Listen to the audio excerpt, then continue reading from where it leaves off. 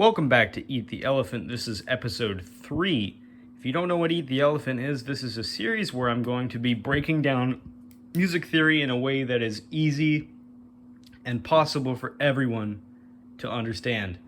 I hope that this will be as brief as possible, but I will be going into enough detail that you can understand what is going on. But I'll be simplifying it enough that anyone can understand. And also, along your journey of being a musician or just learning music to whatever degree you'd like, however far along you are able to enjoy these videos and to learn something out of these videos. That's my goal. So, last episode, we looked at accidentals, which is flats or sharps. So let me just do a real quick review. You have a step, or a whole tone, or a whole step, or half step, or semitone, which are the smallest and second smallest intervals in Western music. So if I take F, I can make it lower or I can make it higher, which would mean going to the nearest key, either higher or lower. So this would be F sharp, and this would be F flat. But you could also call this key E. So here I have a little thing that has E and F flat. These are enharmonic equivalents, which is just a big term to mean these notes have the same pitch, but they have different uses. Today we're going to find out what these uses are. To start off, I'm going to draw a piano. The second thing that I'm going to write is the formula that we discovered last time for the major scale, which is whole, whole, half, whole, whole, whole, half. Okay, now we're going to create a scale that isn't C. At the end of last video, I mentioned that, At the end of the last video, I gave a little challenge, which was to tell me how many accidentals, how many black keys, basically, would be in G. So let's figure that one out. G. So, if you consider C as your home base, if you apply this formula, if you do it right, you should only have white keys. But that only applies to C. So let's figure it out from G. Let's consider G our home place. So this is our G. This is where we're starting. So we're starting for our G scale. We're going to start on G. So we need to go a whole step up from G. And there's your one key and your second key. There's our next note. So I'm going to write down the notes that we have so far. So we have G, and this next one would be A.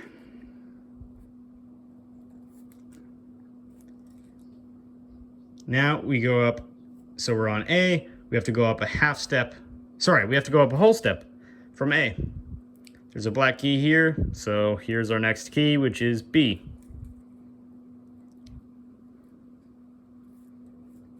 Now our next thing is a half step. So from B, we're gonna go half step, which is just the nearest key, which in this case is a white key, which is, because of these two, that's C. Now, we have to go up a whole step from C. So we're on C, black key, D.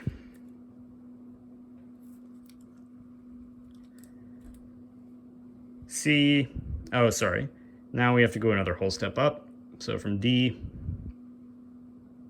go here, because of this, and this is E. Now, we have to go a whole step up from E. Well, that's not a whole step, that's a half step, you see, because this is the closest key. So we have to go another half step up, which in this case brings us to this black key. So, in this case, we were going to go to F, and then we had to sharpen F to make it higher. So this is F sharp. And then we have to go a half step up, which brings us to G. So since we already have G, we might as well just lay it out like that, because it will just loop back around. And if you forget that, I'll do it like that. Okay, so here's our answer to the last question, which was how many accidentals are in G major? And there's our answer. There is 1 sharp. Now, I'm going to use this G scale to show you the intervals. Now, before I do that, I'd just like to say this is how you find any major scale from any starting note. Now, let me cover something else. We called this black key here F sharp, as you can see there, because we went a half step up and then another half step up. The half step brought us to F, then we went up another half step from F, which brought us to that black key, which we're sharpening F, which makes it F sharp. But let's say we were here on G and we wanted to go a half step down. That would bring us right here, which that wouldn't be called F sharp because we're flattening G, which means that you could also call this G flat. But here is a little rule in music. If you're writing scales, you can't have the same letter appear twice, unless it's an octave. So here we don't have any letters repeating. It works. So that's where you'd call this F sharp and not G flat. But in another context, you could call that G flat. So if you, for example, if you already had an F somewhere in the scale and your next note was sharpened F, you can't call that F sharp. You have to call that G flat in that case. So I'm going to use this G scale to uncover something called intervals.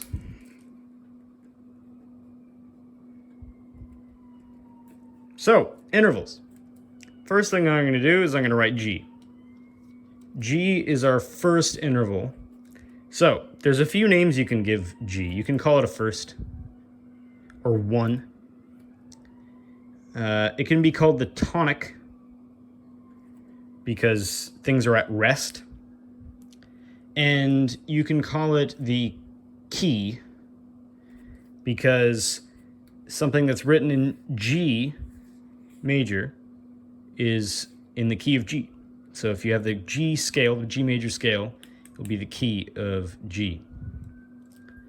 Now, note 2 is A. What's A? A is the second.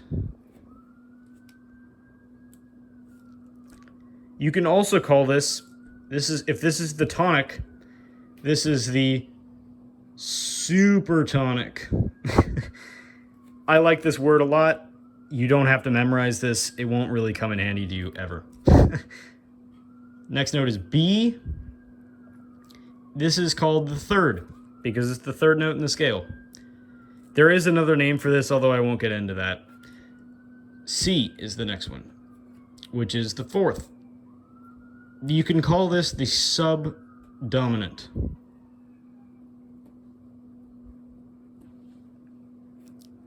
G is the next, the fifth. This one's called the subdominant. This one is the dominant. Sub meaning less than, so just a little bit less than this one. E is, sorry, I wrote G here. I did mean that to be D. Jeez, that's me messing up. I'm sorry about that. Don't write that down if you're taking notes. Next note is E. E is the sixth. And then your next note is F sharp, which is the seventh, which you can also call the leading tone. Now, these are your intervals. First, second, third, fourth, fifth, sixth, seventh. And these intervals, which is to say the spacing of these notes, is equal with each major scale.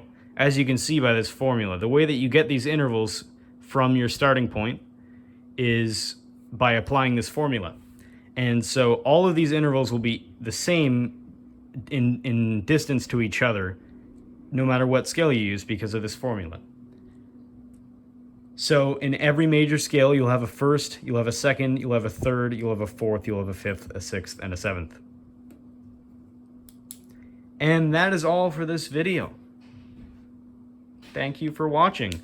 The question of the day is, if you're in the key of B, what is the fifth?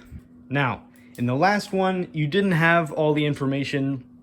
It was a little bit more of a challenge if you could discover what exactly that was, the answer for the last question. But for this one, you actually have all the tools necessary. All you need is to apply this to B and to find that interval. So, let me know what you think the answer is, and we'll discover that in the next one. Thanks for watching.